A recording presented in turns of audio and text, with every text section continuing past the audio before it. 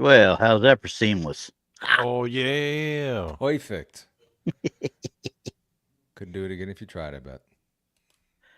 No, he couldn't. Nah, probably not. Howdy, everybody. How's it? Oh, I heard a ding. I Guess who told joined? you. Speaking of a ding, All right. Here he goes. More like ding-a-ling. Wait. Oh, Oh. don't double press, Stop guys. touching the button, Tex! He acts like he's double driving pressing. this thing or something. There you goes. Okay, everybody. Hello and welcome to another fine edition of Paranormal Show and Tell. I finally got my mic back, folks. I figured out the settings on StreamYard, and now I sound normal again. Yay! We're back. we need an applause machine. So, yeah. Hey, everybody. How's everyone doing? Have you guys all recovered from your post-Super Bowl hangovers? Have you guys recovered? I'm still in shock with that stupid halftime show. So. The stupidity of the halftime show? I didn't watch a single minute of the game. No. Oh, I know, Tex. I saw you were doing a show. I was actually watching you do the show rather than watching the Super Bowl. Mm-hmm. I don't have. You I missed had some no really game good at stuff. all. Did Yeah. not care. Yeah. Did not care. By the way, thank you, Commercials Joe suck, Two too. Pops. We appreciate Yes, that. thank you very much, you, Joe. Thank you, Joe. Appreciate you. Oh, And if you can't indeed. tell, the role of Brandi will be played by me today. Why not me? Because you're Well, too you play ugly. Tex. You play yourself. Yeah, you're Oh, already yeah. playing Tex. Tex as Yeah. Tex. Mhm. Yeah. Okay. So. And Brandy's usually in that corner up there where, yeah. So Oh yeah. Well, we tend to rotate corners. There we go. Okay. Does that make you feel I'm better? in the top right. Yeah. All right, there you go. Okay, so tonight, guys, as you may have seen in the title, we're talking about the Mongolian Death Worm, and yes, I can fully confess that upon seeing that title, you all guess that this is definitely a Donny episode. Yes, indeed. Tonight Thank you, I chose the T-Bone. topic, and tonight we are going to talk about perhaps the most metal cryptid there is, the Mongolian Death Worm. Because Dogman and Bigfoot, sometimes they're interesting and all, but sometimes, guys, they can be a little basic. Let's go full metal this episode. The Mongolian Death Worm.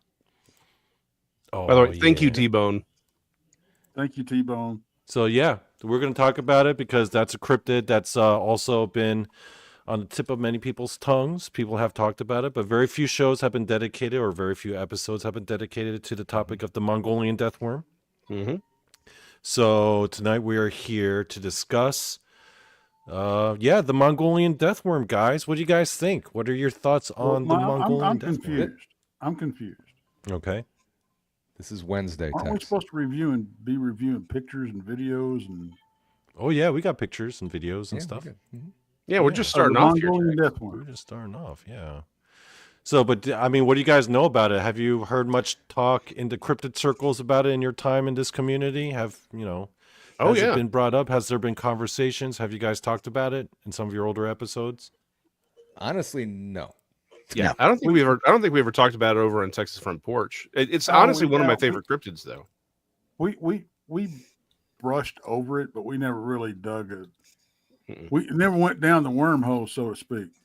Hmm. There you go. I knew. Nice. I see what Tex Nice. did there. Yeah. I see what he did. Yes. the 5 minutes, Mongolian 20 Death seconds Worm. in, and we got the wormhole. Oh yeah. So, the Mongolian Death Worm. It didn't Frankie's really head's get about to into. explode.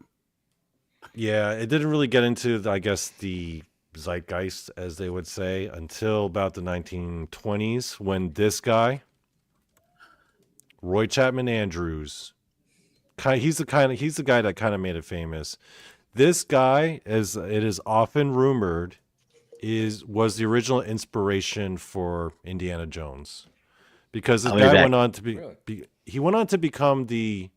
It's a rumor though. Like George Lucas never outright admitted it, but if you look at this guy's life, it lines up a lot with the life story of Indiana Jones. So this guy eventually went on to become the director of the Natural History Museum in New York.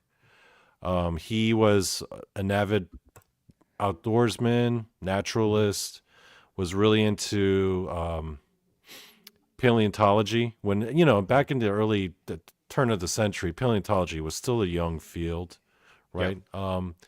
It was very much in its infancy. And Was he very friends with, famously, go Was he ahead. friends with Roosevelt? I don't know. You know what? I never read that, but I feel like they would have crossed paths at one point. I would think so. Yeah. Yeah, I would have Yeah. thought so. Yeah. Well, particularly if he was in New York and he was doing the Yeah. Natural History Museum in New York, they absolutely would have crossed paths. Yeah, I mean, So- and as into the the outdoors and all that kind of stuff. Mhm. Yeah, I would think so. Where did Randy go? He disappeared. I think the Mongolian Death Worm got him. Yeah. Oh, he was scared off? Yeah. I mean, Yeah. look at this thing. Someone like Randy would be scared S-wordless. Mm-hmm. Yeah, he ran away, guys. Randy was terrified. So that picture, go back to that last picture that you had up there. Yeah. So you remember in the movie Return of the Jedi? That Oh, yeah, the Sarlacc. pit- Yeah. Yeah. That reminds me of that right there. But obviously it's the one in Return of the Jedi is not a worm or anything like that. But I guess the mouth or the Yeah. face of that reminds me of that. Oh, there he is. He's So- cured. I don't know. Okay. So all yeah, the this guy. pictures, all the pictures, renditions, and everything I see, just like that one looks like an Mhm. over. Not that one kind of looks Godzilla like the other one. This one, yeah. Mm-hmm. Yeah, but all the other ones with the round mouth and all that kind of stuff look like a tapeworm to me. Yeah, this picture I wouldn't say is particularly accurate because it was never described with having a mouth. They say like the way it's described would look more akin to something like this. Mm-hmm. Right. Or even I've always sort of envisioned it more like a grub worm. Right, right. You know, that's kind of how. So yeah, it doesn't hit the zeitgeist until the 20s, but I mean, it may. Perhaps we should give a little bit before we get a full history of how it enters the zeitgeist and a little bit about it. Donnie, you have suggested that it was the most metal of The all most metal. cryptids. The most Yep. metal. The most metal. The most metal.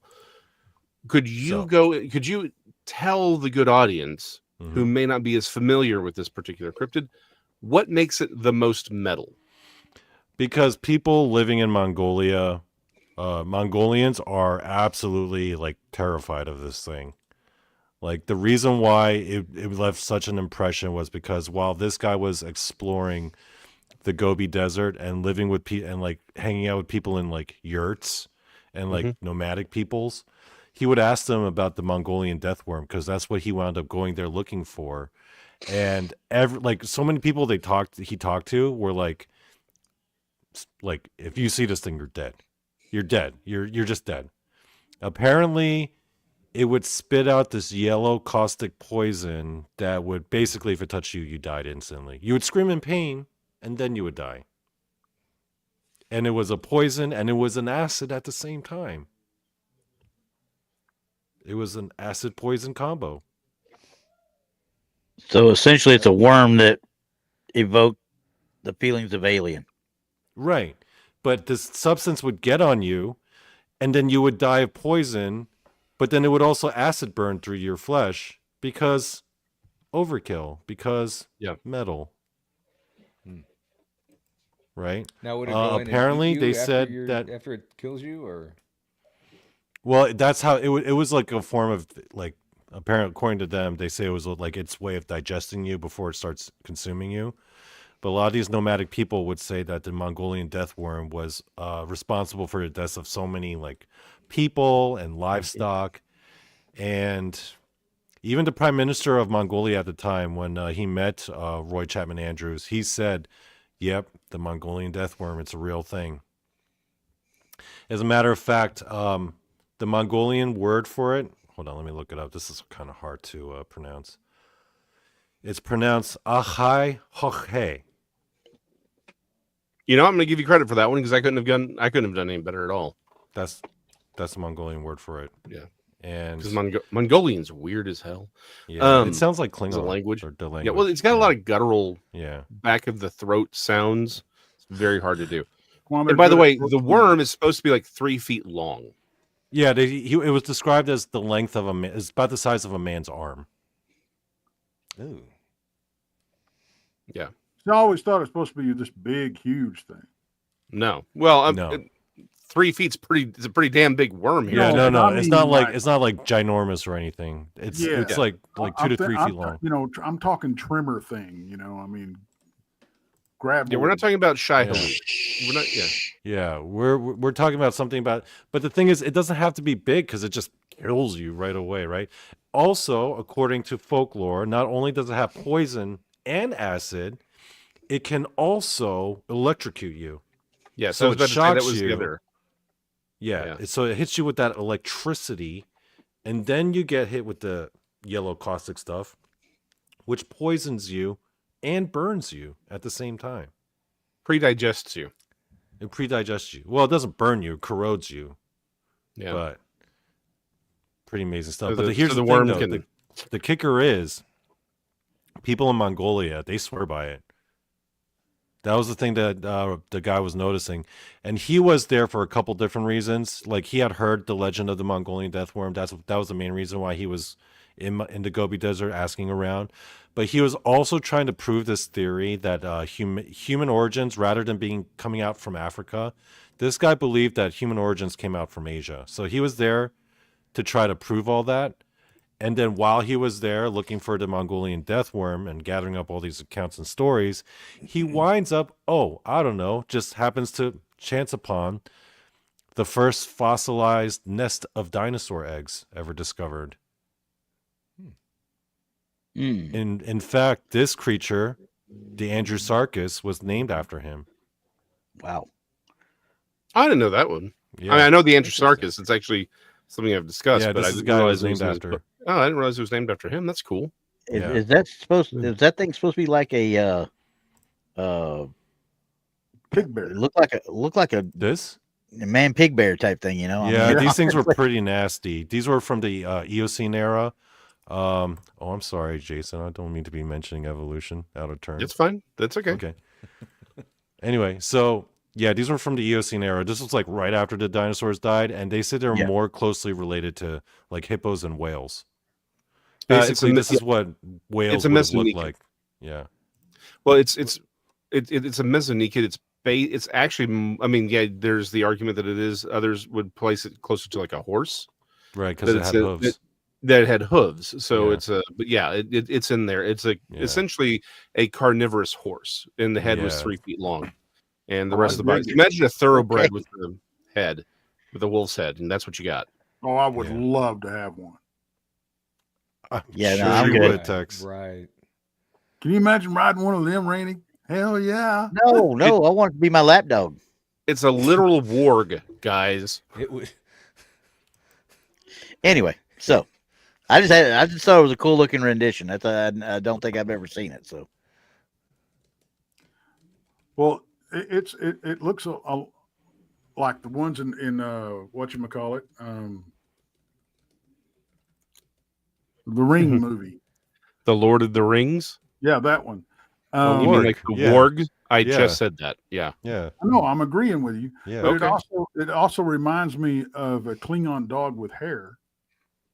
Oh, the Targ. Yeah. Oh, I remember those. Yeah. Yeah. Their pets, their food. There's Targs are good for whatever ails you. So yeah, I mean, it sounds ridiculous. I know, especially with all the powers and everything, and the fact that this thing's burrowing under the ground and is described to be in the most desolate parts of the Gobi Desert. But the fact that you have some of the most hardcore people to have ever lived, the Yeah. Asian steppe nomads, everyone knowing about this thing and everyone being scared of it. Yeah. I mean, these are like people like from like Genghis Khan were scared of this thing. Well, let me put this out there. How can we sit there and talk about this being BS when we're in their shoes with Bigfoot? Well, and I would point out that in many ways, this is why it is one of my favorite cryptids, even though we've never really talked about it. It's one of the ones that actually kind of, the electricity part is probably a later addition. However, of all the cryptids, this one is one of the more probable. Because here's the thing, it does have to be a worm, right?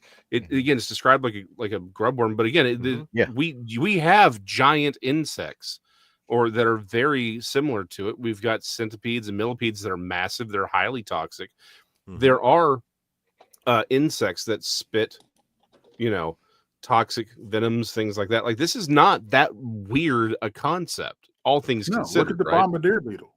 Yeah. Right. So, I mean, yeah, the idea that this thing could spit essentially, you could have something that again, you could equate to a worm, just means it's a crawling thing that maybe lives in holes in the grounds and, spits out whatever. And here's the thing, it doesn't even have to really spit. Like, that's just part of the lore. A toxic, highly venomous, ground burrowing insect, insect kind of a thing like that. It's not, I guess it wouldn't necessarily be an insect, but something like a millipede or a centipede that's just much larger. That's not that weird. I mean, we used to have sea scorpions that were 7 feet long, for crying out loud. Now, again, sea scorpions, all that. Just saying, this is not that weird. Here's a question with that one then, honestly. I mean, because we're sitting here thinking about it, and such. This thing's supposed to be a spitter, as they're talking about, this venom or whatever it's spitting out. Could this be a case of folklore having a mistaken identity? Because they're spitting vipers in Mongolia. Right. And that's actually going to be my next suggestion. Sorry about that. No, I like it. No, I love how you did, because we're on the same wavelength here. That's scary. I know. Well, we do it more often than we shouldn't. But yeah, no, to Randy's point. Yeah, exactly. This is one of those things that we may also be connecting the term worm to literally. Yeah. There's plenty of snakes and blind, things like skinks and other things like that, where you'd think it was a worm, right? There's no reason why this couldn't be some sort of, some sort of weird looking snake that's just very different. And maybe it is, or maybe the snake. Yeah, maybe the snake, and then you got you do have a actual worm, but they mistook the part of the spitting for the snake, and they take two creatures and kind of combine them together type thing. Maybe there's an actual worm, because look at Chernobyl. You've got earthworms that are 3 foot long there. Oh, Java, they've got Java. No, Java's you've got 6 foot earthworms in Java. Yeah. So it's not like it's unheard of. So you see the worm, and a week later you see something spitting, and you think automatically looking back that might have been that worm. Well, it's even here's the thing. It's even easier. There's an even easier connection, because we see all the time people connecting. One person uses this word over here, then some person uses word over here. They're trying to make, and they're like, oh, that kind of sounds like my thing. And so over time, the two lores fuse into one. We see that all the time. Yeah. Heck, the modern vampire is basically 3 or 4 different mythologies that have been crammed into one. So.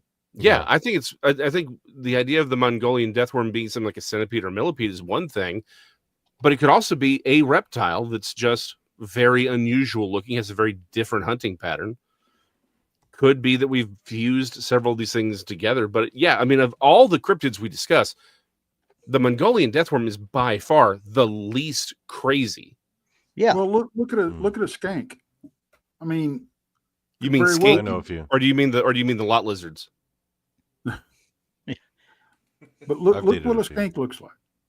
Mm-hmm. That's what I'm saying. Exactly. I mean, it could very well be of that family. Mm-hmm. Yeah, very well could. Yeah, people have suggested that. There's some theories to say that some people think it's a misidentified, either a legless lizard or a misidentified snake. Mm-hmm. Okay.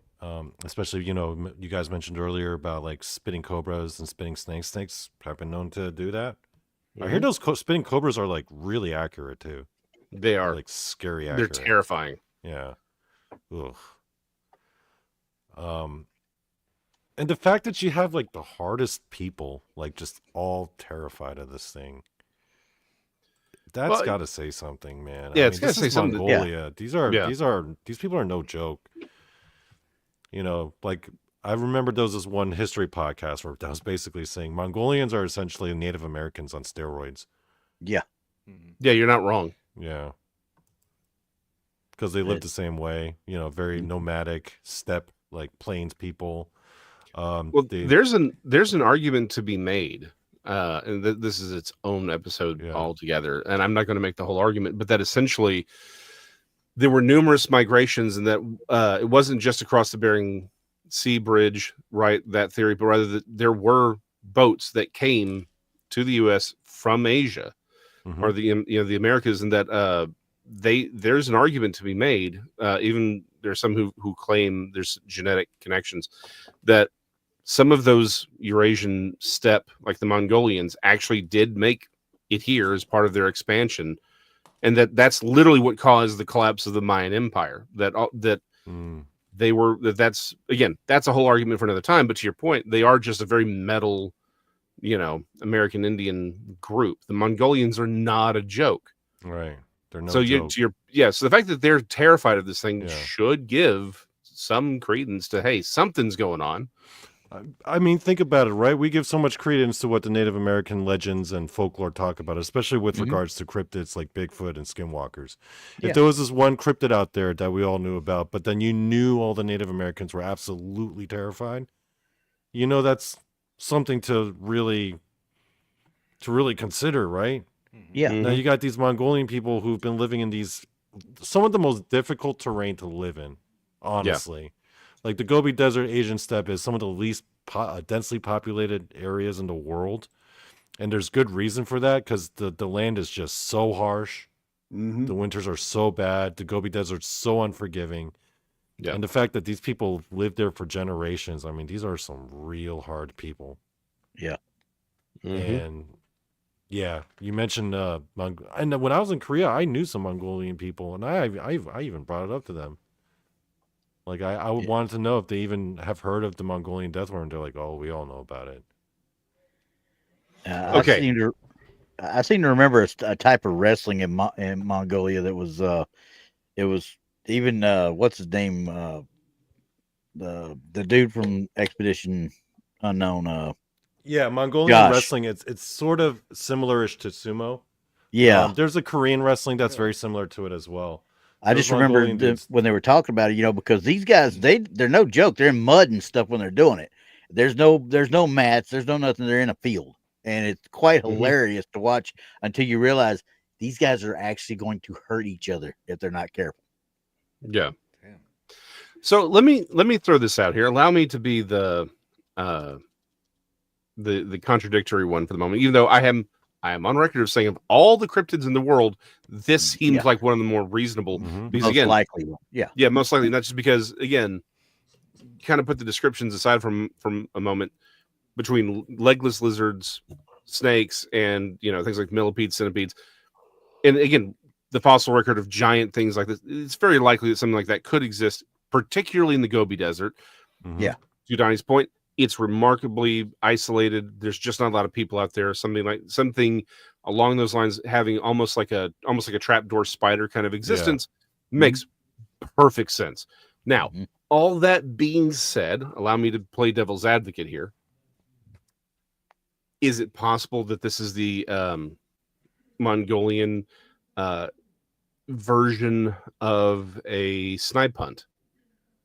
They all know about it, but this is the inside joke. Tell the foreigners. So the reason they all know about it is, and it's all like, oh man, no, the Mongolian Death Worm, it'll kill you 5 ways, then eat you, and of course you're like, oh man, that's crazy. You go off, and they're like, stupid foreigner, Like, is that like their version of the snipe hunt? Like, is it possible that we could be dealing with something like that? That it's weird though that a random nomad in a yurt and a prime minister of the country itself would both be in on it at the same time, though. Not necessarily. Not if it's like a deep cultural concept. Like if it's right, like it's something that you're taught as a child. Like this is not a real thing, but we want people to think it's a real thing. I mean, that's not really that hard a throw here, right? Again, it could be that they think it's real, that everyone's made and people have run across it. But I got to ask the question: is it possible that this is one big snipe hunt, like it's the Mongolian version, and they're all in again? Just something they're all in on the joke. It's a cultural thing, and it's just No, I would have to push back. I would have to disagree with that based off what I know about like the Mongolian peoples and the country and its history. they're not very unified as a people, because Mongolia is really, for the longest time, was really more a loose confederation of tribes, kind of like Native Americans, where each individual tribe had its own like culture and attitudes and languages, and even their own ethnicities. Like, remember we were talking about that one tomb they uncovered, where they found like this Mongolian king, and then they found like they found the wife, and it turns out she was like all like blonde hair, blue eyed, Scandinavian looking. Yeah. But yeah, there was like racial. There was like it was like a hodgepodge. That's why it's like with Native Americans, right? The snipe. Imagine like snipe hunt, something like the snipe hunt happening with Native Americans. All these different tribes would have to be in on it, and they don't all have the same cultural attitudes, you know? Yeah. They don't even speak the same languages most of the time. Yeah. No, that's a very valid point. Although I will say this again, a pushback on your pushback, and then but again, your point is very, very valid. The Mongolian Death Worm thing doesn't really sort of surface until the 20s, right? Until Home Dude's in there. This isn't necessarily something where that goes back thousands of years per se. It really only shows up here in the 20s. It could be that, again, by the time you get there, by the time we get here, think about it. It's right around World War I. China has been a thing for a good long time as a more unified empire. It's possible. It's possible that there's a little bit more them sort of isolating a little bit more, because again, you still have Russia has been around as a thing for a couple centuries by that point. Again, I don't disagree with your point. I think it's a very valid one.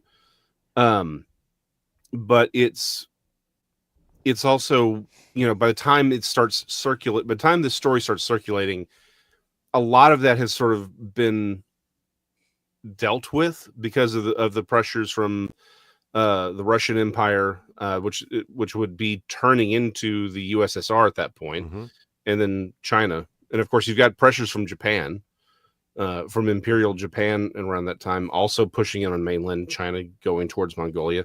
It's possible that there's a lot more unification for it to be. Just saying, it's one of those things we should at least put on the table of there being some sort of Mongolian death snipe. So. Brandi asked, Wait, that's Krista. That's Krista. No, that was Brandi that asked that. That's Brandi. I thought Brandy's had actually said Brandi. She's driving right now. It did. It did say Brandi. See, look. Right there. Oh, Brandi. Oh, it said Brandi. Oh, I didn't see it. Okay, yeah, that is Brandi. Yep. Here, I'll find that one that she put up there. Hang on. That one right there. So, like I was saying, Brandi. Well, okay. You see, this is what happens when you miss the meeting. Okay, you miss the meeting, Tex. Donnie, let's just skip ahead to the meme of the week. All right, we'll go to the meme of the week, then we'll go to Brandy's question. Yeah. Okay. Rude. The alarm hasn't gone off yet. Oh, all right. I got it. Donnie Cho, meme of the week. Okay, we'll go to the meme of the week. So there is. Everyone says that the Mongolian Death Worm is this unstoppable killing machine that's got like every freaking power there is, right? Bigfoot Dogman, they don't stand a chance. Mongolian Death Worm it eats Bigfoot for breakfast, right? But there's only one solution and one hope against the Mongolian Death Worm that we can rely on. You got Mongolian Death Worms, you know who to call. Kevin Bacon. There Kevin we go. Bacon is the solution. He is the answer, guys. As a matter of fact, I've prepared this. This is Kevin Bacon dancing in front over his vanquished foe. The Mongolian Death Worm is just like, I had it. Too much power. Too much power. Right? Kevin Bacon's doing his victory dance, his footloose victory dance. Meanwhile, Bigfoot's like, nope. I want nothing to do with that. Like Bigfoot ain't having it. Yeah, well, you know what? There's not a lot of Bigfoot in the Mongolian desert. No, there's a reason for that. Mongolian Death Worms. Right. Yeah. They ain't bone at all. Yeah. Exactly. I mean, to Brandy's earlier question, though, I mean, it's possible. I mean, people knew about it back then. I mean, this thing was known about since the 20s. Yvette's got a great point. Let's see if that's. I'll throw it up there. I got it. We'll get into that in a few minutes too. Yeah. So I think that was definitely based on this. That'd be my The Mongolian Death Worm. Yeah. Shahilud. I think the Tremors thing was probably a good bet that it had some Graboids, yeah, some history, or what do you want to call it? Influence. I mean, it's a similar-ish setting. And Beetlejuice and the Sandworm, absolutely. I every time I saw those, any of those, I thought Mongolian Death Worm. Yeah, that's a good one. I forgot about that too, actually. Hey, Donny, you got a good picture of a Mongolian Death Worm? I just saw something. Which one? Throw up a good one of the early ones. One of the good ones.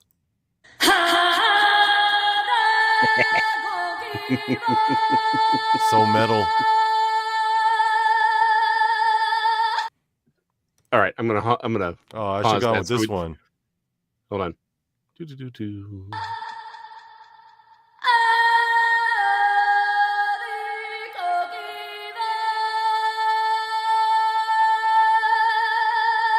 So sorry, Brandi. Listen, how can I keep? Brandy's like, "What are you doing to my show?" Whatever copyright. we want. Yeah. That's right. I paused it to break it up. You can play like a few seconds. It works if you do it that way. Besides, we got it off of YouTube anyway. Yeah. Mm-hmm.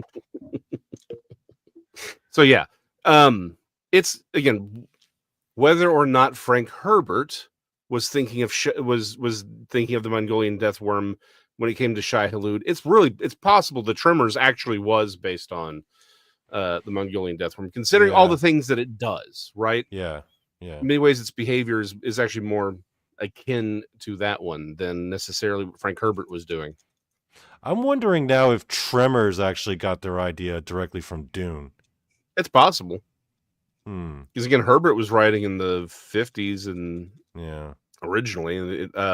Chilton, I cannot get over. Randy can appreciate this. Chilton was the one that actually published Dune first. Yes, it was.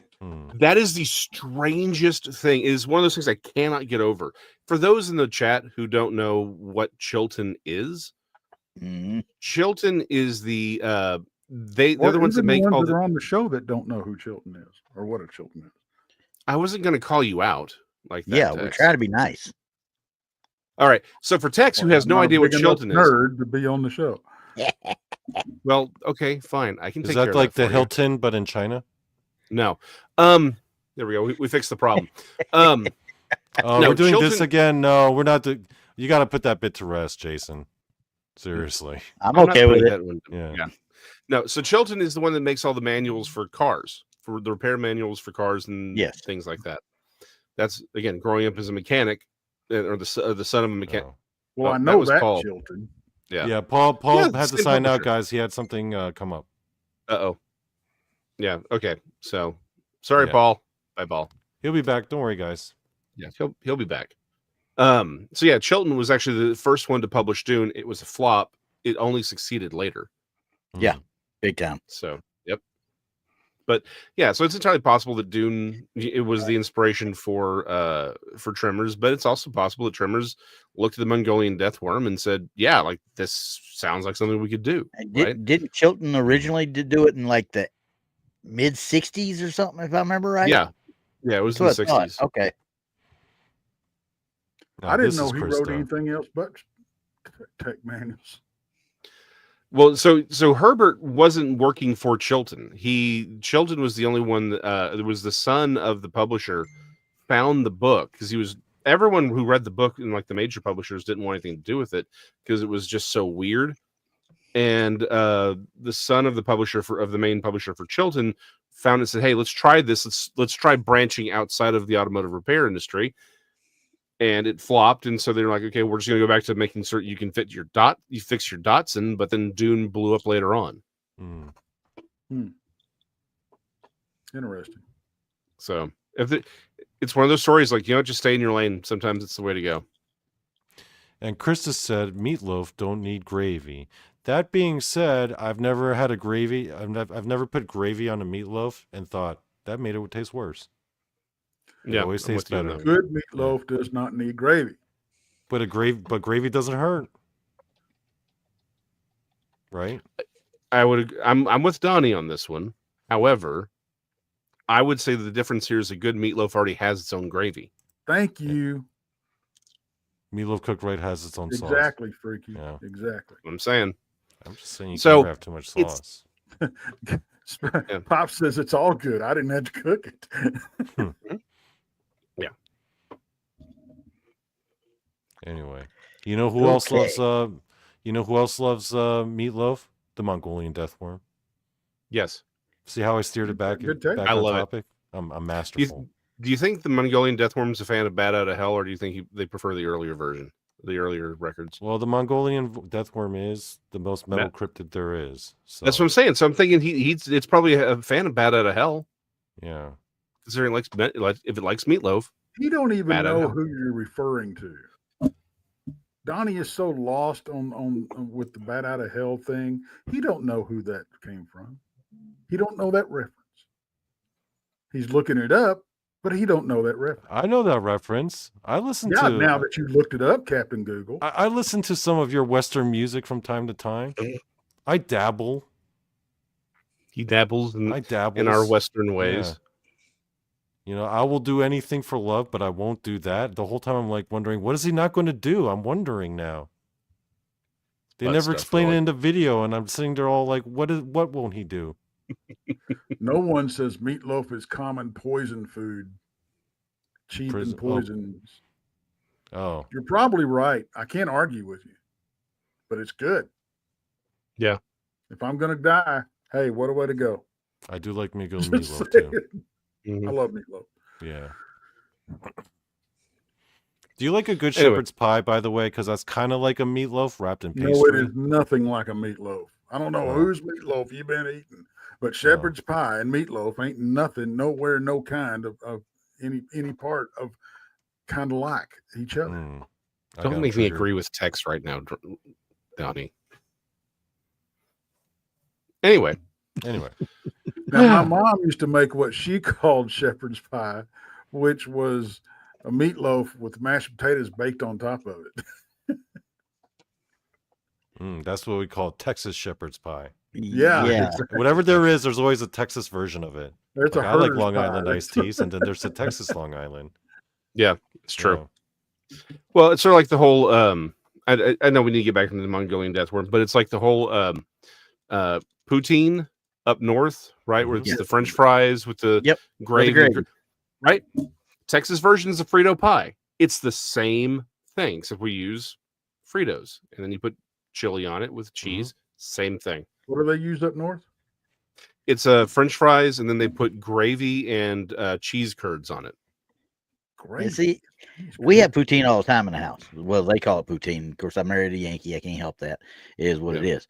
But I still just say it's French fries and gravy. Period. That's all it is. We don't even put. Some of them put the grated cheese on it, but not curds. Yeah. What kind of gravy? gravy? I mean, yeah. Just brown gravy. It's your brown gravy. What do you want me to tell you? It's Yankees, man. I mean, usually it actually comes like from Canada. Yeah, it's those weirdos. I mean, I can't help you. There's one up there. You want something good? You want something good? Try gumbo fries. Never It's tried that literally before. a pile of fries smothered in gumbo. Sounds like it could be good. That's good. Yeah. I mean, yeah, I could see that being good. But I mean, I'd rather have chili fries. Okay, so what else about? There was a movie about the Mongolian Death Worm, right? Okay, actually, you know what, guys? Let me raise up an interesting little nugget that I managed to find when I was looking up this guy. This guy went around looking for the Mongolian Death Worm. He made it his mission, right? He accidentally discovers the first set of dinosaur eggs. Fossils. Yeah, fossilized fossilized eggs, eggs while looking for the death worm, right? Mhm. So one of the things he pointed out was that in interviewing all these people, right, interviewing all these villagers and nomads, Oh, and hell the prime no. minister. Hell no. I'm What? sorry. Hell no. No, I saw it no, too. no. Oh yeah, that's wrong. Yeah, And that's it's why a good- he's your ex. That's why he's your ex. I had That's the why exact he's same an thought. ex. That's why he's not a current. Yeah, no, Yeah. a friend of mine keeps trying That's to. a death sentence here in Texas. I'm sorry. Yeah, a friend of mine keeps trying to tell me I should try the dishwater dog. Apparently, something came out of Chicago. It's crunchy peanut butter on a hot dog. No, hell no. Mm. Mm-mm. So okay, so he discovered the eggs. The Okay, fossilized so he eggs, discovers yeah. the eggs, right? One of the things he Yeah. notices is that even though all these villagers were terrified of it, they gave all these stories and all this folklore, and but all of he never once met an actual direct experiencer. Everyone he talked to, he said, like they knew a guy who got by Yeah. death Because worm, if or you they saw knew it, a guy who knew a guy whose livestock got killed by the death worm. But none of the people he talked to actually experienced it directly themselves. Everyone knew about it, but no direct eyewitnesses. Because Mongolian Death Worm leaves no witnesses. Exactly. Oh yeah, well, he got electricity powers. That's what I'm saying. The other thing, so I think that my personal theory on where the Mongolian death worm could have actually come from is mysterious livestock and animal mutilations, Well, like now, unexplained I'm gonna throw this- disappearances. I'm going to throw this in there. Yeah. To me, and Jason was talking about, well, the electricity thing is probably not necessarily. Dry desert, sand, moving through the sand, what does it generate? Chafing. Static Static electricity. electricity. Just saying. Well, again, and if you're going with the reptilians, again, it's not like there's we have the electric eel. It's not like it's entirely out of the realm of possibility. But We have more than electric eels. I know. I'm just saying. It's something everyone knows, Tex. It's an easy touchstone for the conversation. Is there another animal that electrocutes There's electric eels, electric rays, electric catfish, electric fish. Oh, I didn't know there was an Yeah. electric catfish. Mm-hmm. Oh, Yeah. I didn't know that. It's right off of Electric Avenue. Yeah. But so to your point, right, it does, again, this does feel like it's heading towards the whole, this is a mythos thing, even if they believe that this is more folklore than real. But again, as I would like to point out, it's entirely possible the reason he didn't meet any direct contactees or experiencers with Mongolian Death Worm is it's simply one of those things that it's an ambush predator, and once it attacks, it doesn't leave any survivors. Oh damn! Shai Hulud leaves no witnesses.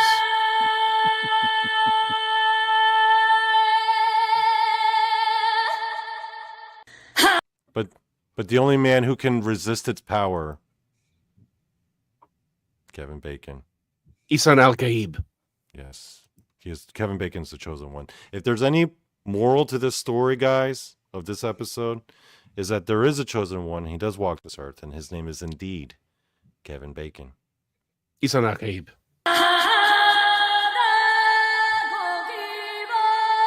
Yeah. Brandy's like strange disappearances. Especially, I think the acid stuff comes from like the way people would be finding some of this livestock, all like pre-digested, and they're gonna be thinking, "Oh man, that was a death worm. It got." Yeah. Again, to your point, I think that's a valid way of looking at it. You have these you come across them, they've died under mystery. You can't figure it out, but there's some hole missing. There's something going on. Right. It kind of fills that chupacabra mythos niche in the Mongolian desert, right? It's filling the niche for, we have these animals that have died. We can't figure out why they died, and there's weirdness to them. They seem desiccated or whatever. Yeah, it feels like it may just be one of those things that's filling those niche. But again, as I stated at the very beginning of the episode, of all of the cryptids, this one seems to be the thing that actually kind of is the most plausible. Mm-hmm. Particularly, you have a desert, you have something like something again maybe has like a trapdoor spider-like existence where it hides within the sand, right? It's an ambush predator. Ant lions, right? It just waits for things to come along. Yeah, it feels, then and then you're done, right? Again, Shai-Hulud leaves no witnesses, but I mean, it's possible, but it does sound like perhaps the evidence here is that it's filling the niche that of folk from a folkloric perspective of it's the thing that gets blamed for the deaths of people or animals that are just unknown. Right.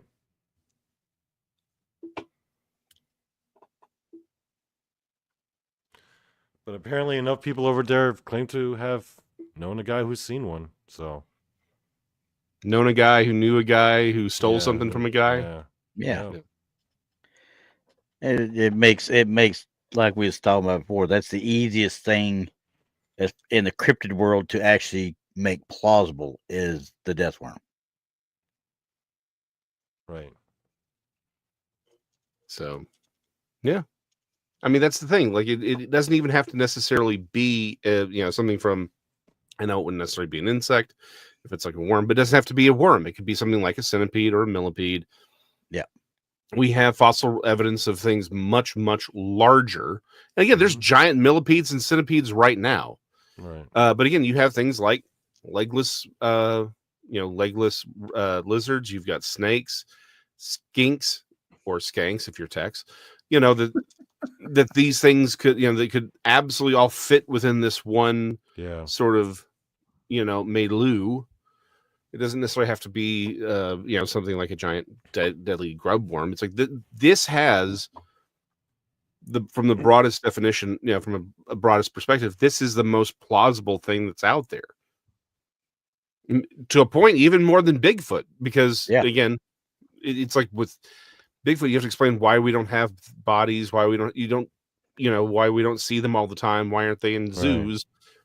This thing's out in the middle of friggin' nowhere where no one wants to be anyway. Exactly.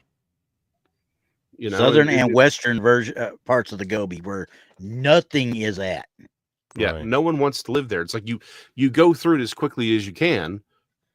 And this thing doesn't have to go up for food all the time. It's just small, very, very small population of something that just, maybe feeds off the occasional rat or other insects, or, there's a camel that thing's fed for a friggin' year, right? It's very plausible for something like that to exist and just kind of stay hidden. And then you have maybe the folklore that actually maybe makes it a little bit bigger or a little bit more dangerous than it really is, but it's still a real thing. So, yeah, I mean, kind of like our bass fisherman. It was that big. Yeah, it was this big, right? Yeah, exactly. But I mean, if camel spiders are a thing, why can't don't even bring those up, please. Should I bring I'm the one with arachnophobia on the show, Randy. It has nothing to do with arachnophobia. I've actually dealt with them, so no, we ain't talking. Just to spite you guys, I'm actually going to pull up a picture of a camel spider. This technically it's a scorpion. It's not really a spider. Yeah, it's not. Yeah, it's not a spider at all. It is a scorpion. And we have them here in the U.S., by the way. Yeah, but they're smaller. Yeah, I've literally seen them jump on the back of a camel, and nope. Desert Shield. I had an actual scout open fire during patrol. Hey, I don't blame him. I'd have done the same thing. This thing raised it raised up on the back and lifted the legs in the air like you see a tarantula do, and it makes this sound. This dude didn't know what to do. He opened fire with an M16. We're like, dude, what are you doing? We weren't even in quote unquote a combat zone yet. We were in garrison still. Yeah. And they were doing a movement drill, if you want to call it that. This dude locked and loaded because that thing raised up and he wasn't playing. He's like, nope.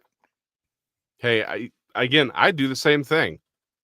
Everyone's brave until some big spider raises its front legs and starts running at you. Well, I seen it. I seen one literally jump about 7 to 8 foot.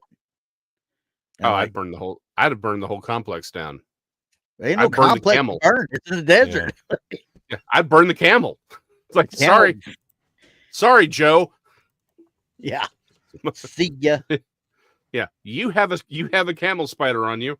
You just happen to be. You're just collateral damage at this point. By the way, Exactly. you guys, I sent Jason this earlier. It was a clip. It was a news article of a. Close your eyes, Jason. You hear about those bugs that get infected by those fungus and it zombifies them? Oh yeah. Well, they recently discovered a zombified spider that got taken over by fungus. Look. Yeah. And I sent him. Jason's looking away. I knew it. Yeah, I sent him the GIF of Ripley and Aliens, where she's like, "Take off and nuke the whole complex from orbit. It's the only way to be sure." Yeah. Yeah, I'm like, nope, no. We got cordyceps and spiders. No, nuke all of Ireland. Oh, by the way, if you guys are wondering what a typical Mongolian wrestler looks like, That's it. yeah, Them dudes ain't Yeah. nothing nice. Yeah. They are beasts. yeah, that's country strong. That guy's not like doing like deadlifts at a gym. That guy's like No, He's been working like cattle carrying his entire life. oxes around and stuff. yeah, That's- home dude yeah. will break you in Mongolians ways are a you can't different breed of imagine. people, man. I'm telling you. Yeah. By did the you way, find all the talk about Mongolian grill, if you ever come across a Mongolian grill, all of that is not Mongolian, not even close. Mongolians don't even grill their food; they boil everything. you have to. We're considering where they are. Did you find the camel spider to throw up? Oh, you really want me to throw that up? I thought you would prefer not to see it. Well, I thought you were. I was doing it for the bit, but if you're, Well, that was the bit actually. The fungus spider. That was because I thought that would be worse. They have a Mongolian camel spider.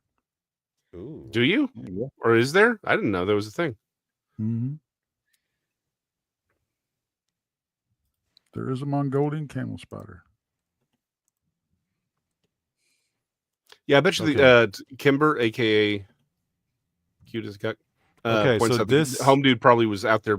He was powerlifting camels. Yeah. These guys, like, they don't eat vegetables. You gotta keep in mind, vegetables do not exist in Mongolia. Yeah. You cannot grow crops like that at all. Their entire diet is just meat and dairy. That's it. That's literally it. And potatoes. They do grow potatoes. Yeah, they do grow potatoes because that's the only thing that could possibly grow there. Exactly. Yeah. Anyway, camel spiders. Is that a scorpion, really? Yeah. Yeah, that's scorpion. Oh, man. Look at it. It's actually got 10 total legs. I would not want to come across something like that. Like,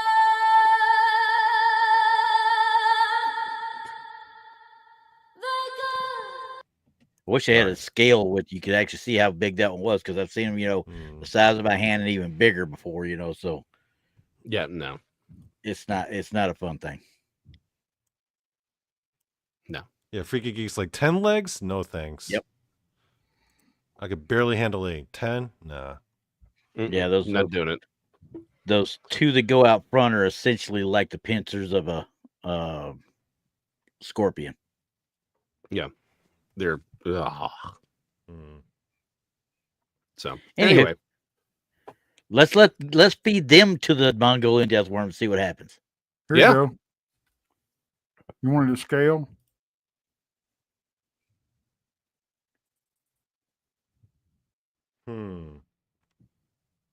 That's still too big. Then they're smaller than the ones in the desert. That's for dang sure. Yeah. Hold on. Giant. When I first saw that, I was like, "Holy crap!" And then I went, and I saw that. Oh, actual size. I'm like, "Oh, okay." Anywho. Hey, like the giant millipedes are like the size of people's hands, but there's a giant. Is it centipede? The giant centipede, I heard, is like I've seen halfway up the arm. I've seen centipedes at Possum Kingdom that big and that wide. Yikes. Yeah. I got pictures here. Hold on, I'm gonna pull this up. Hey, by the way, do you guys want to see a sexy spider? Check this out. No such thing. I'm not looking. I'm not getting involved. Jason would not be able to handle the sacrilege. It's a WEP file. Damn And it. it's Spider Woman, didn't it? Yeah, it's Spider Woman. Jason's like, Oh, how dare you? How I'm dare off. you make Spider-Man? I'm look like off. that? I'm not even looking at the screen because I'm finding this giant centipede. The No. problem is, this is. Hold on. The one I wanted that had the guy's arm in the picture was not available because it's a WEP file. Oh, I knew this guy who had pretty bad arachnophobia, like Jason does, but he told me that when he was watching the Lord of the Rings movie, where Frodo goes up against Shelob, the dude had to straight up leave the theater. Yeah, no, I was not a fan of that. No, you can watch it. Oh, that thing is the size of your arm. Yeah. Yeah, that's what I'm saying. Like, this is not that strange of an idea, the Mongolian Death Worm. By the way, that is actually Peter Parker's sister. That is Mayday Parker. Or Peter Parker's daughter. Sorry, not sister, daughter. See, that's Mayday Parker. Of course, When did he Jason get would a know the sister? lore. I didn't know he had a sister. He didn't have a sister. It says daughter from... It is the daughter of Mary Jane and Peter Parker in an alternate future. Alternate future. It's always the alternate future stories. Yeah. Yeah. Marvel had this thing called Marvel 2, and so you had like the Avengers, and then you had her. There was somebody else, but yeah, it was a thing. Anyway, but yeah, like again, the Mongolian Death Worm of everything that we've talked about on all of these channels is one of the more probable because there's plenty of examples of things that could fill this niche very comfortably. Between the fossil record and things we know that are just running around today. So it's not, the Mongolian Death Worm is just not that weird a concept. And again, considering where it's living, it's the fact that no one actually wants to live there. If it was a small enough population of things, yeah. I mean, this is something that could be Jason, let me ask you this hiding. question then. Would you consider the Mongolian Death Worm more of a cryptid or more of an undiscovered apex predator? And is there a difference?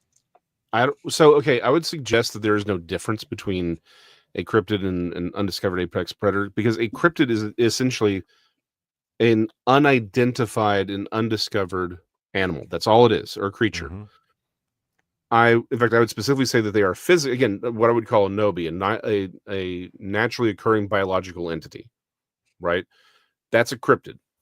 You have paracryptids, which is where you get things like supernatural powers or things that are moving through walls or, people who look at Randy and don't vomit. So things that are clearly outside of the realm of the naturally occurring ecosystem. So yeah, I would consider the Mongolian Death Worm to be a cryptid. Stop it. All right, we're just torturing Jason now. Stop. Yeah, don't make Jason cry. Yeah, well, I did find this one for you there, Jason. That was Randy's revenge. Yeah, that's the one I was trying to find, actually. That's the one I was trying to find, but I couldn't get it because it was a WEP file. You have to learn how to go around things. Yeah, exactly. Yeah, I saw that. I thought maybe it was kind of fake type thing because it kind of does give a little bit of an AI kind of look to it. Yeah. But if you look right here, you can see the pincer actually going into the arm right there. Yeah. Well, I've seen them. I have seen them that big. Oh, I have too. In Panama.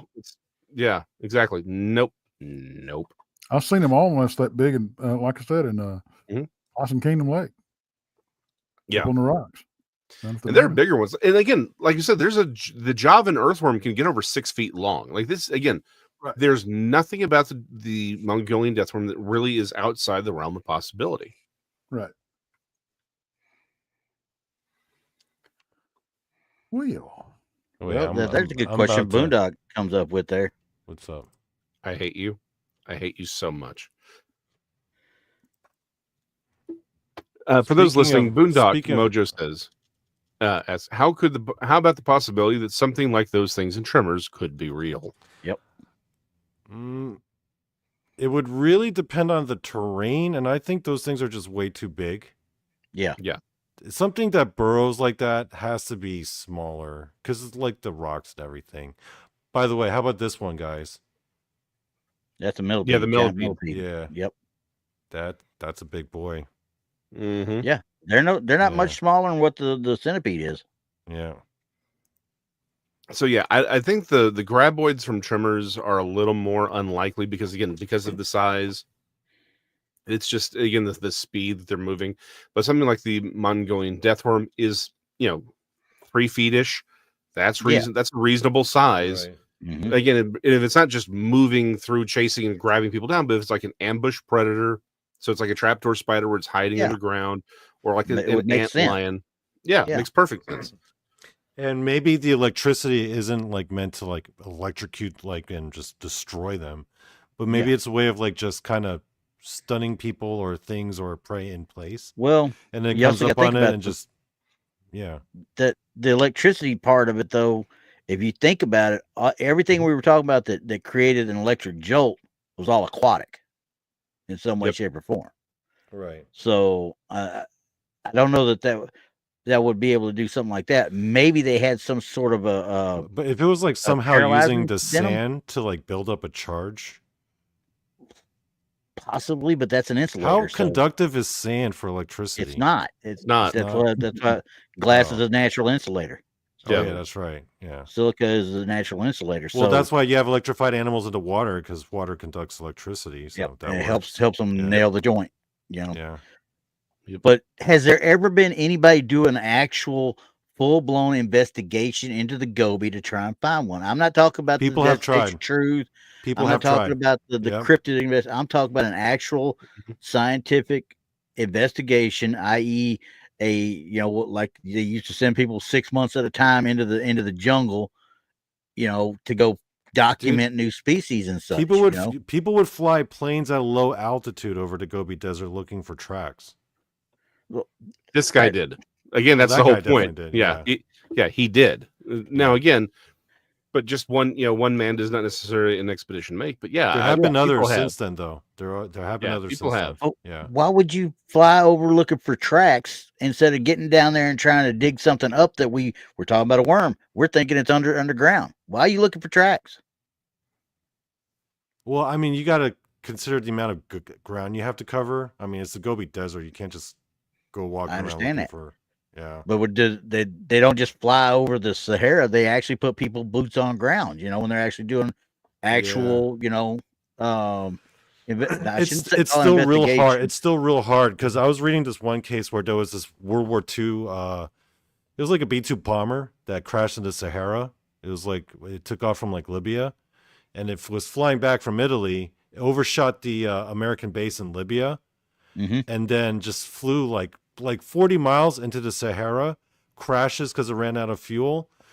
And those guys, they try to walk back to the base. They made about like 25, 30 miles, and they all perished, all those American soldiers. They found those bodies like 50 years later, Mhm. and it took all this effort. And the whole area, like the area of land was like it was like less than 50 miles. Because it was the Sahara. It was just They so were hard to covered up find stuff. and Covered I up. mean, Yeah. that quick. It doesn't take long, especially the time of year that they probably went down. You talk about once they actually collapsed and were down and out, Right. they were covered probably within minutes to hours. Yeah. Right. Yeah, that would have been almost impossible to find pretty quickly. But And- The unless only you're out way in the you dunes, could search for anything in the desert would be a low altitude plane, realistically. If you want to cover the ground that you need to cover to find something. but then again, once again, we're talking about you're not going to be able to find these things. I wouldn't think. Right. Especially using if a they're plane. underground. Yeah. Yeah. Well, and by the way, no one, we did mention that earlier in the episode, is that reptiles like legless lizard, skanks if you're Tex, or a there's all kind, or just a snake would fit this theme as well. It doesn't have to necessarily be I think something it's from got to be like a snake or some kind of unknown arthropod. yeah. But But yeah, to Randy's point, it's like even something like LiDAR wouldn't necessarily show anything like this. I don't even No. think that FLIR, like a FLIR, would really help you because it doesn't have to get that deep to just basically disappear. right. Yeah. So yeah, I and mean, then this you thing talk would about be what kind of heat would it put off in the I mean, first place? can you imagine how hard it is to find a Bigfoot, let alone a Mongolian Death Worm? I mean, we Yeah. have a hard enough time as it is with Bigfoot, and that thing's giant. It's sticking up out of the ground. It never goes under the ground. Or so they say. Yeah. or so they say. And we still haven't Well, found again, that. living pterosaurs that we haven't found. We haven't found them, and I've got plenty. Again, me, other people. We've seen these things. Yeah. Yeah, we can't seem to really get any pictures of them, which is why, again, I'm 30 seconds on any given day from saying it's all paranormal and just walking away. But this thing, in many ways, is far more likely, right? This one for me is, this one up there is just below the Cadborosaurus, but that's only because we actually have photographs of a skeleton of a Cadborosaurus. Yes, it's the cryptid that brings you the eggs every year. That's what I would think. The Cadbury bunny, what? Yeah. No. The Cadbury bunny is just a promotional trick. The Cadborosaurus is where we get the Cadbury eggs. Oh, okay. So it's the one laying the eggs. It's the one actually laying them, but the bunny is just for. The bunny is the delivery system, Randy. Okay, gotcha. Yeah, bunnies don't lay eggs. That's ridiculous. Yeah, now I want Cadbury cream egg. Don't be ridiculous, Randy. Of course, obviously, bunnies don't lay eggs. The bunny's the delivery system. God, I'm about to say you ain't watched commercials. He laid it. I saw it. It's all tricks of the image. But again, the point being, whereas we at least have something with the Cadborosaurus, as far as things that could exist, Mongolian Death Worm is right there. Because again, with the exception of maybe the electricity, and maybe its abilities are overstated. Maybe it's I think personally, its size is acid overstated. or poison. Pick one. You don't get both. Pick one. That's what I'm saying. Well, so having both is overkill. It's overkill. Yeah. Like, why would you have acid and poison? That just doesn't make sense. Well, but hold on. It is entirely possible that it's not necessarily a poison, that it is an acid. However, if the acid is virulent enough, it's so toxic that once it hits your skin, you die from poisoning. Even though it's just an acid. So it's not necessary that it has two. It's just that one that does both the job. Just saying. That's also not necessarily unheard of. Imagine if it turns out that the Mongolian death worm spit acid, whatever, turns out to be like the actual cure for cancer. And all scientists have to do is capture one alive and milk it. You know how they say all these snake venoms have all these... Now we know we'll never find it. Yeah. That's how you know. Big Pharma is going to keep it down. They've already got animals that are immune to cancer. Okay. And they can't make that work. Right. Can't make it work. Yeah. That's all I'm saying. Anyway. They can make everything else work. Right. Can't make that work. Kimber's like, true, but as far as other insects are concerned, they usually get their toxins from eating other toxic stuff. Well, that's true. A lot of them. Not all of them, but a lot of them. But again, that's assuming that this is an insect and not something else. Yeah. But again, spiders have venom that, that actually, when injected, helps them digest their food. Mm-hmm. So again, this is just not something that's really just that far outside the field, so to speak. There's nothing about this that's unreasonable. That's unreasonable, except for the fact that we don't have anybody who's ever said they've seen it. It's always the friend of a friend, right? I know a guy who knew a guy who did business with a guy who stole some stuff from some people that saw a Mongolian death worm kind of a situation. Unfortunately, it does feel like this is fitting more into the realm of folklore and filling the niche of explaining the death of animals, like say from anthrax, or people who maybe but there's something weird about the death, right? Or again, it looks like they're desiccated but they aren't, or there's a weird fungus, and of course by the time you get there it looks like it's grown out. It looks like it's just it's not that it's not that anyone's stupid. It's just that this is how folklore begins. It's sometimes like, hey, we have this thing we don't explain. We assign something that gets assigned to it, and then the story grows over time, and that's where the tradition comes from. So it sounds like this is what we're dealing with, but I would like to live in a world where there's a Mongolian death worm. I think it'd be fun. That's all I'm saying. Me too. I mean, we live in a world where Randy's a thing. Why can't we have a Mongolian death worm? I am a Mongolian death worm. Tex, what do you think? Do you think the Mongolian death worm is out there? I think it's very possible. Yeah. Very possible. And I said I'm with Jason on this. Honestly, really, this one sounds like something that is more actually. feasible and actually, has other variations of it throughout the world. Maybe not a death, but you've got worms that size. You've got centipedes that size. It's got something in the animal kingdom that is literally around it, or in the insect kingdom that's, got something going on. So. Right. Or again, it could be a snake, could be a legless lizard, could be, any this number. This one makes sense from a biological, zoological, ecological perspective. Mm-hmm. Yeah. And again, particularly if you're dealing with something like an ambush predator, I mean, this thing, it's the right environment for it.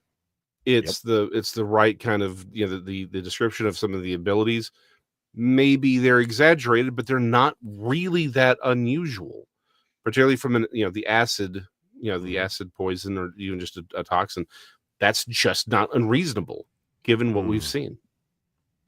So and the whole thing. I mean, if you take the acidic part out of it, it may be acidic. Who knows? But even if it's just poisonous, and it's a reptile of some kind. Yeah. Okay. Yeah. That's what I'm thinking. Neurotoxin. It doesn't have fangs.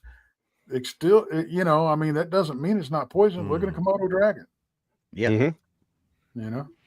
Here's another possibility, guys, because one of the descriptions I did read about when reading about this Roy, whatever his name was, and his interviews and exploits, one of the common descriptions of the Mongolian death worm, when they describe its skin, it's like it's described as looking very smooth and almost glistening. So I'm wondering, because a reptile would be scaly. Not necessarily. Not necessarily. Yeah, not necessarily. Yeah, not always. But another possibility, what if it's actually a mammal that has no skin, like a mole rat? Or not no skin, but no fur. That'd be weird. That would be I think that one's actually further outside the line. Because I mean, if you go because you do have, but you can have mammals with that kind of body shape. Like long and narrow, especially if it's evolved to live specifically underground and just burrowing. Like if you see some of those burrowing mammals, a lot of them look really weird. I mean, that's fair. But I think that gets a little bit further out, because here's the thing: glistening. I'm actually thinking reptile, or even in something that has like a shell, like an insect. But I mean, I see where you're going with it. However, I think mammals, that's a little bit more. That's further afield for a mammal than it is for like something from within the insect family or the reptile family. I mean, heck, I mean, it's like I said, we don't really need to go too oddball with it for it to be practical. That's all I'm saying. Daryl's got a good point right there too. There's another thing. Maybe something like food. Yeah, pre-digestion. Yep. Yeah. Which was my whole point, is that's what it's doing. That's why the digestive acids. Yeah, that's why it's acidic, is that it's pre-digesting the food, and because that's something that cannot chew, right? Yep. If it can't chew, but it's got to take out this big prey, you have to find a way to break it down before you eat it. Perfect solution. Yeah. Well, not everything does. They just swallow it and then digest it. Yeah. Right, but if it's pre-digested, essentially it's essentially throwing up its stomach acid at it. Right. It hits it, it dies, it grabs a hold of it while it's digesting and just keeps vomiting. It digests, and then it inhales or sucks up. Again, this is just not outside feeding method. Yeah, it's pretty common feeding method. It's not uncommon. There's plenty of things that this thing could be. I mean, heck, lampreys. I mean, I know they're fish, but what I'm saying is, it's like something like that that's just not a fish. Like, there's no reason for that not to exist. Right. Yeah. On that note, somebody stop texting text during the live, please. Oh, somebody called him. Yeah. Oh, okay. Yeah. On that note, I don't know. Do you think this is a good point where we? I think so. Yeah, I think this is good. Yeah, I think we've said everything we can. So before We've we beaten sign everybody out, to death. any final thoughts on the Mongolian Death Worm? What do we Randall? think? What have we concluded? Well, like we said, I mean, this is one of those where we literally are at the point where we could see this actually being a thing, you know, being an actual creature. Folklore notwithstanding, you know, obviously with the spitting and the venom slash electricity slash acid, whatever, that could easily be embellishment, obviously through the years. But it's the only one that we really have something in the animal kingdom we can kind of relate it to. Whereas on Bigfoot and Dogman and a few of the other ones that we talk about, you don't see that. I mean, you see a little bit. I mean, we know there's a Gigantopithecus out there, but we hadn't seen that for 250,000 years? Yeah. 13, actually. Oh, is it 13 now? Yeah. I don't know anymore. Half time it seems like they say one thing and then the next documentary says another. So it doesn't make no difference one way or the other. It's been a long, you know what time. It has. But we definitely know an ape like that big existed at some point. At some point. Yeah. So, but there's nothing pointing to it now. Whereas we can actually look in the world now and see something that could be seen it could just as be this. This is just a bigger cousin of that thing. It's not exactly. Yeah, that's why this is far more reasonable. Again, odds are this is probably folklore. You know, it feels sort of that niche, but this just feels like it's the larger cousin. You know, we just know that Shai-Hulud's out there.